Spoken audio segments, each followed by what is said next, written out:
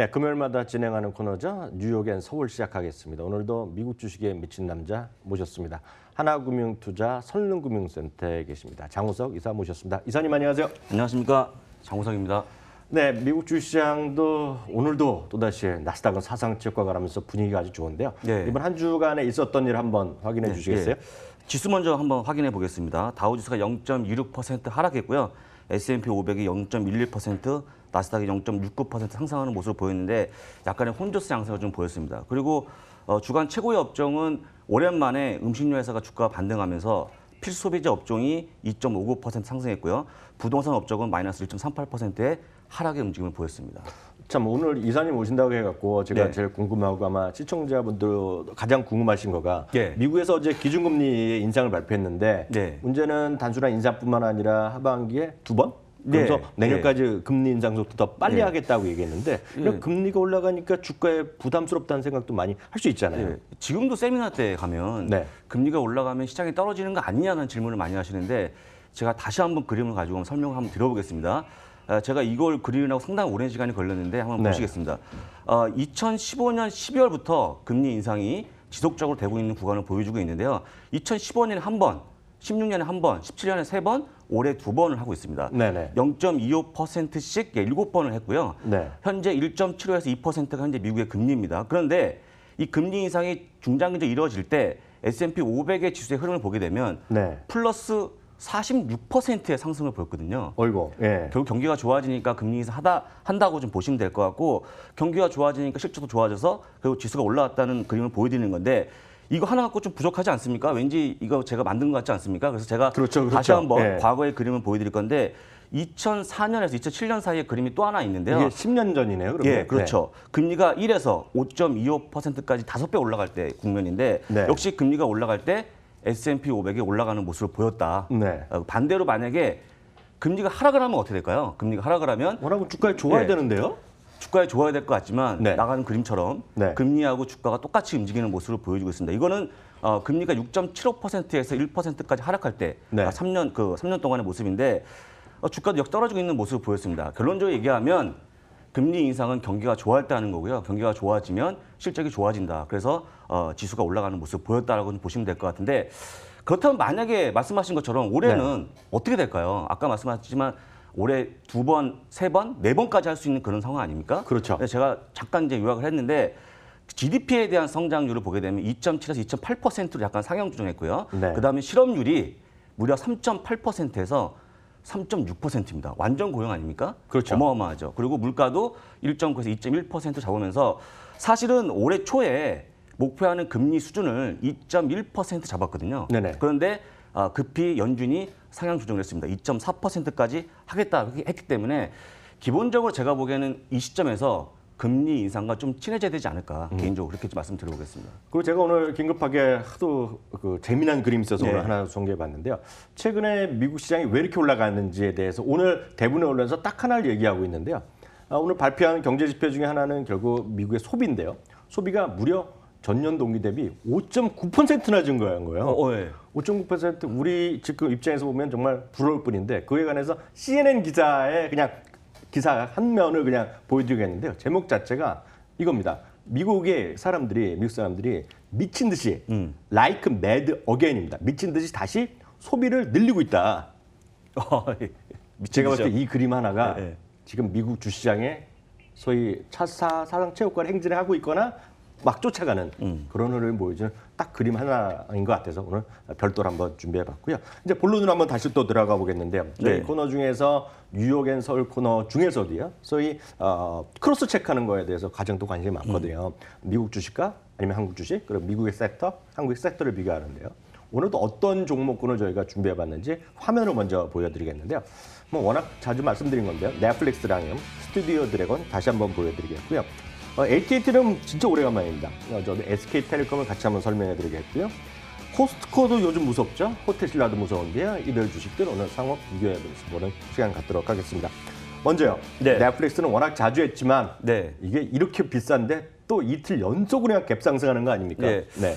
넷플릭스가 올해만 100%의 주가 상승을 보였습니다. 2배입니다, 2배. 100%요. 예, 지금 올해 6월이 안 끝났는데 어마어마한 상승을 보여주고 있는데 그건 당연히 이유가 현재 가입자 수가 1억 2,500만 명 사상 최고치를 이뤄주고 있는데 미국의 가입자가 5,670만 명, 글로벌 가입자가 6,830만 명. 어마어마하죠. 거기다가 많은 분들이 사실 대한민국에서 유튜브를 많이 보시는데 네. 여전히 넷플릭스를 많이 본다고 합니다. 그래서 지금 특히 젊은 세대들의 휴대폰 사용 시간을 보게 되면 지금 넷플릭스가 1등입니다. 39%. 어이구. 유튜브를 앞서고 있죠. 이런 네. 모습들. 그다음에 이런 걸 하기 위해서 벌어들이는 대부분의 돈을 대부분 컨텐츠 개발에서 지출하고 있는 상황이라는 거잖아요. 나가는 네. 그림인데 네. 넷플릭스와 매출과 지출이 똑같습니다. 남는 게 없다는 얘기죠. 남는 게 없죠. 예. 네. 근데 여기서 약간의 생각을 바꿔서 얘기한다면 만약에 매출이 좋아지고 있는데 지출을 줄인다면 굉장히 좋아지는 거 아닙니까?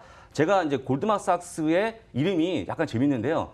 히스테리라는 분이 있습니다. 네, 히스테리. 네, 히스테리. 네. 그러니까 사실 이제 테리스인데 네. 한국으로 치면 근데 이분이 얘기하기를 만약에 2019년부터 넷플릭스의 지출이 준다면 네. 상당히 현금 흐름이 좋아질 거다 얘기하면서 지금 목표 주가를요. 지금보다 30% 높은 490달러를 제시했습니다. 네네. 저는 여기에 아주 뭐 100달러로 옮긴 거예요? 예, 100달러로? 그렇죠. 예, 예. 적극적으로 동감하고 있고요. 쉽게 얘기하면 어느 정도 시장의 점유율이 좀 확대가 되면 그다음부터는 돈을 챙기면 되는 거 아닙니까? 사실 넷플릭스는요. 가입자 곱하기 월 회비만 계산하면 딱 나오는 거잖아요, 계산이.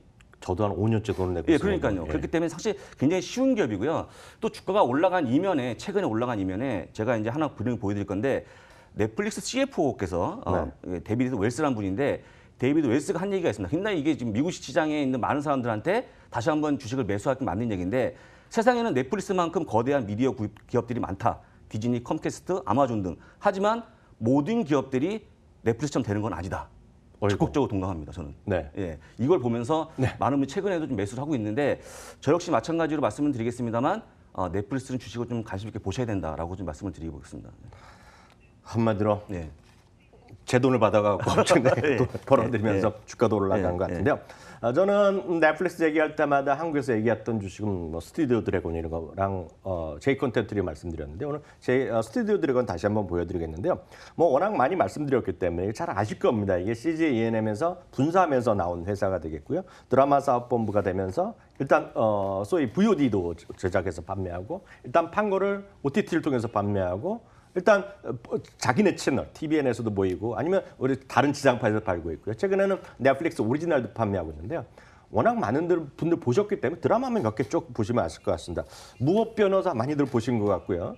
저희 집사람도 요즘 김비서가 왜 그럴까? 왜 보는지 모르겠는데 이걸 계속 보고 있단 말이죠.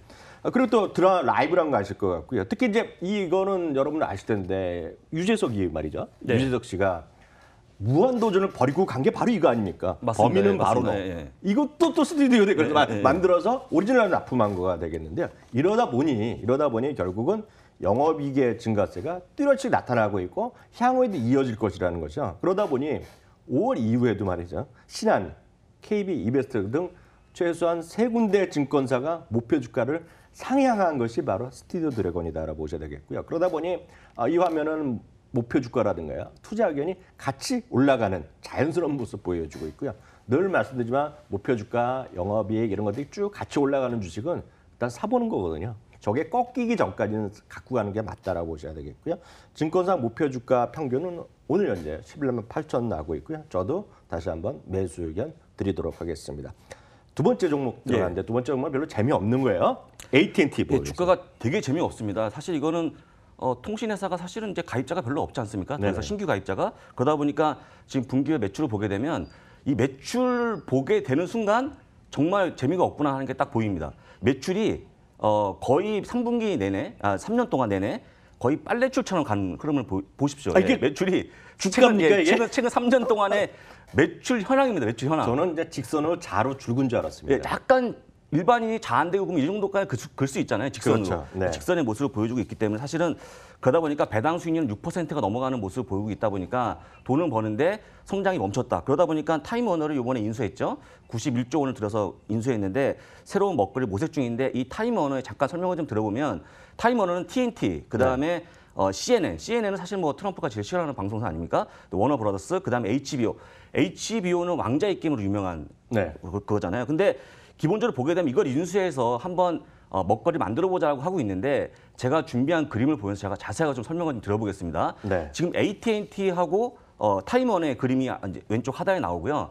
오른쪽 상단에 넷플릭스가 있는데 사실 넷플릭스와 경쟁하기 위한 또 그림인데 디즈니가 지금 21세기 폭사를 지금 이제 M&A 하려고 하고 있는 과정이고요. 컴캐스트가 들어간 거 아니에요? 예, 근데 하단에 보시게 되면 또 지금 21세기 폭사를 컴캐스트가 또 노리고 있거든요. 네. 그러다 보니까 이 4강 구도로 가고 있는데 쉽게 보면 여기서 보게 되면 결론적으로 얘기하면 콘텐츠 싸움 아닙니까? 네. 근데 콘텐츠 싸움에서 과연 AT&T가 이길 수 있느냐 타임원을 타임원을 먹어도 기본적으로 보게 되면 디즈니하고 21세기 폭스하고 컴캐스트는요 넷플릭스의 경쟁사 훌루의 지분을 3분의 1씩 가지고 있습니다. 네. 그러니까 기본적으로 얘기해서 어떤 국면을 가든지 간에 훌루를 앞세운다 그러면 AT&T는 밀릴 수밖에 없다. 근데 여기서 제가 조금 더 따끈따끈한 뉴스를 말씀드리면 이 4강 구도에 또 하나가 들어올 예정입니다. 그래요? 오늘 아침 뉴스입니다. 네. 애플과 CBS가 들어오겠다 하겠습니다. CBS는 한국 기독교 방송이 아니고 네. 미국의 이제 대표 3사 방송사 중에 하나인데 만약에 그런 구도로 가게 되면 AT&T가 좀 쉽지 않게 되지 않을까 생각이 들고요. 모펜 나단슨이 이런 걸 얘기하면서 오히려 그 기업 실적이 안 좋아질 것 같다 얘기하면서 매도 의견을 제시하면서 현재 주가보다 낮은 $28 목표 주가 제시했는데 저도 중립적 의견을 제시하겠습니다. 아까 그림 잠깐 한번 네. 다시 보여주시면 아까 네. 미디어 회사와 타임원에 관련된 네. 그 드라마 보여드린 그림 잠깐 보여드리면 뭐 주시랑 큰 상관없는지 네. 모르겠으나 혹시 미드 이렇게 요 전 화면 좀 예, 보여주시면 예, 예. 좋겠는데 미드나 이런 거 좋아하시면 저 오른쪽에 석세션이라는 드라마가 석세션 있는데 유명하죠. 예. 그게 올해 최고 히트 작품으로 지금 미국에서 분류되고 있거든요. 그러니까 왕자의 게임에 제2의 왕자의 게임 될 거라고 지금 노리는 작품인데 그 참고적으로 말씀드렸고요. 이제 그 다음 화면을 다시 한번 보여드리면 저도 이쪽에 워낙 좀 네, 관심 네, 많으니까 네. 참고적으로 한마디만 해드리면 바로 저 구도가 딱 이해하시면 되겠습니다. 기존의 TV라든가 그런 드라마, 그런 제작자랑 통신사의 결합이거든요. 근데 여기 말씀은 디즈니도 마찬가지, 컴캐스트도 마찬가지, 매출 성장이 잘 안 나오는 네, 거가 네, 네. 되겠고요. 통신사는 통신사대로 성장의 동력이 없기 때문이니까 그러니까 서로 합친다. 그러니까 그게 핵심이 되겠고요. 이 모든 것들의 결국 승자는 넷플릭스라는 얘기를 또 하는 사람들이 있습니다. 그 이유는 이들이 무한 경쟁을 하는 거죠. 그러니까 넷플릭스의 입장에 보면 그들이 가격이 올라다 보니 누군가 좀 피를 토하는 친구들이 나올 것이다. 네. 그 다음에 자기네가 또 들어가겠다는 얘기거든요. 추가적으로. 그리고 애플 이야기하셨는데 애플은 조만간 이런 소위 애니메이션과 뭔가 프로덕션에 또 인수액이 나올 수 있다는 얘기가 네, 나오는데 네, 또 그런 얘기다라고 참고하시면 되겠고요. 저는 SK텔레콤을 말씀드리겠는데요. SK텔레콤은 역시 뭐 대단한 회사죠. SK텔레콤은 우리나라 모바일 쪽에서의 50%의 점유율을 갖고 있겠고 그것뿐만 아니라 초고속 인터넷, 그래서 랜드라인이라고 인터넷 집에 보시는 거예요. 25.6%를 갖고 있고요. 시내 전화도 16.9%를 갖고 있고 IPTV도 30.6%를 갖고 있는데 문제는 물론 최근에는 그 5G 시대에 대해서 뭐 좋아진다 얘기 많이 하고 있으나 결국은 하나금이 엊그저께 나온 레포트를 보면 뭔가 단기적인 재료는 부족하다는 얘기죠. 그게 AT&T랑 거의 비슷한 그런 흐름이다라고 이해하셔야 되겠고요. 하나금융투자의 제 주장을 제가 소개만 해드리면 올해 이익 정체에 대한 주가 반영은 어느 정도 이루어진 건 사실이다. 그리고 다만 2019년 이후 5G 서비스로 인한 매출액 증가로 재차 이익이 성장도 기대될 수 있다는 얘기하고 있는데요. 다만 또 하나는 요금 인하에 대한 이벤트는 종료되고 사실상 규제 리스크는 줄어들 수 있다라고 얘기하고 있으나 기본적으로 보면 이 회사가 당장 올해는 작년간에 이어서 별로 실적이나 이런 것들이 별로 재미없을 거라는 얘기하고 있는데요. 바로 그 다음 화면 보이시면 매출액이 올해까지 해서 크게 뭐 증가하는 게 별로 없다는 것이 되겠고요. 하나 미국은 이미 앞서 얘기했던 넷플릭스나 훌루 이런 것들이 소위 여러분들이 보시는 케이블 TV보다 구독자가 많아졌는데 흥미로운 것은 대한민국도요. 대한민국도 케이블 TV 가입자가 지금 마이너스를 시작했거든요. 대한민국도 지금 케이블 TV 가입자 수가 줄어들고 있는 나라입니다. 지금요. 제가 봤을 때 통신사나 이런 것들이 크게 재미는 있을 수 없다. 다만 늘 말씀드리지만 SK텔레콤의 매력은 딱 하나 있습니다. 뭐냐면 대한민국 최고의 배당 성향을 갖고 있고요. 배당 수익률이 오늘 현재, 그러니까 어제 종가 기준으로 보면 지금 매수하시면 4.1% 정도 납니다. 그러니까 높네요. 배당 수익률을 보면 대한민국 최고 수준이거든요. 그리고 20개 증권사의 목표 주가 평균 30만 4천 원에서 다시 말씀드리면 배당을 노리시는 장기적인 분들, 그러니까 단기적인 매매보다는 장기적으로 배당을 보시는 분들이라면 장기 매수 의견 들을 수 있겠으나 어떤 모멘텀 플레이를 하시는 분들은 크게 재미있을 것은 특히 또 최근에 좀 올라갔기 때문에 큰 무슨 매력은 있을까 하는 의문도 있다라는 거 추가적으로 말씀드렸습니다. 마지막 종목 그러니까 서너 달 전에 한번 나왔던 것 같은데 코스트코 얘기해 주신다면서요. 코스트코는 여러분들 코스트코 가면 지금 그 주차가 좀 편해지셨나요? 지금도 좀 복잡할 것 같은데요. 지금도 복잡하죠. 네, 복잡합니다. 네. 사실 뭐 대표적인 해원제 창고형 할인 매장인데 이게 왜 되느냐만 제가 간단하게 설명을 드려보면 총이익 마진율이라는 게 있는데 이건 뭐냐면 물건을 팔아서 얼마나 남기느냐인데 그 여타 다른 어떤 오프라인 할인 매장에 비해서 코스트코는 물건을 싸게 팝니다. 많이 안 남깁니다. 기본적으로. 네. 예.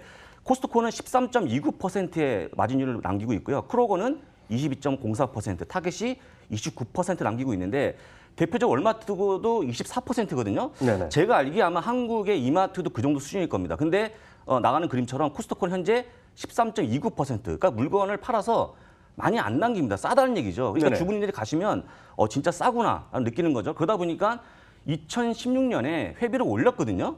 그렇죠. 회비를 네. 올렸는데 갱신율이 91%입니다.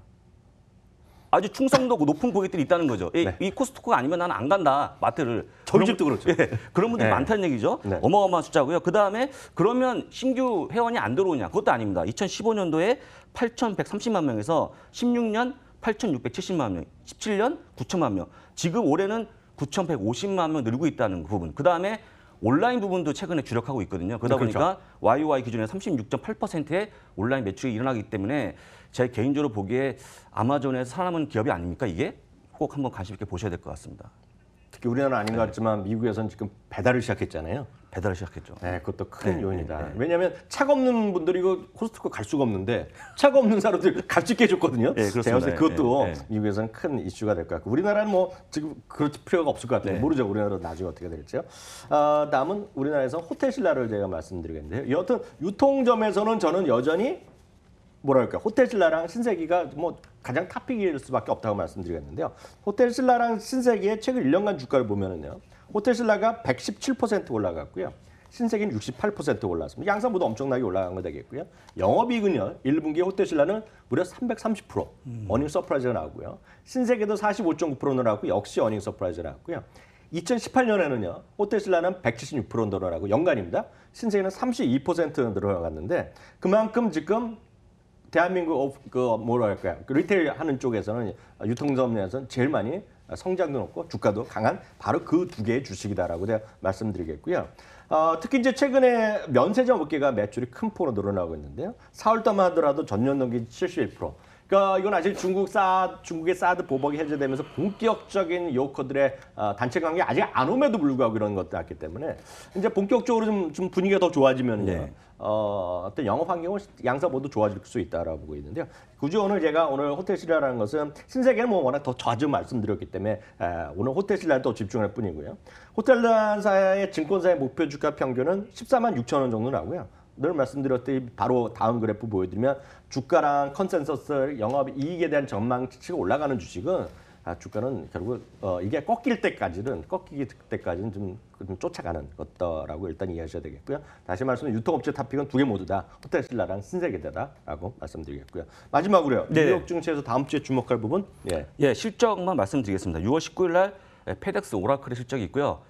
6월 20일 날 굉장히 중요합니다. 그러네요. 예, 마이크론 테크놀로지 실적이 나옵니다. 주목하셔야 될 것 같고요. 6월 21일 날 카니마 회사가 발표하고요. 이건 유람선 회사입니다. 그러네요. 예, 6월 22일 날은 카맥스가 실적 발표하는 이거는 중고차 판매 회사입니다. 이렇게만 중고차? 보시면 중고차 판매 네. 회사죠. 이렇게만 보시면 문제 없을 것 같습니다. 네, 카맥스 뭐 네. 이것도 워낙 또 관심 있는 기업들이 많이 생각하실 텐데 하여튼 카맥스까지 다음 주 실적 발표한다는 거 확인해 주셨습니다. 지금까지 하나금융 투자의 선림금융센터에 계시죠? 장우석 이사 함께했습니다. 오늘 말씀 감사합니다.